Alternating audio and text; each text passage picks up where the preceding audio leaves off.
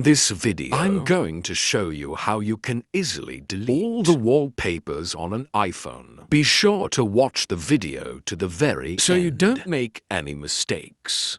Let's get started, guys. And first off, once our iPhone is unlocked, we just need to survive down to bring out that notification center. And then just a long press somewhere here to activate this mod.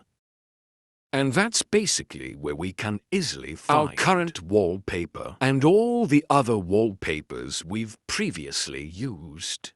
From here we can easily create new ones. And then also we can delete any wallpaper from here that we are not going to use anymore. To do that, all we have to do is just swipe up to show up this trash bin, and then just tap on it.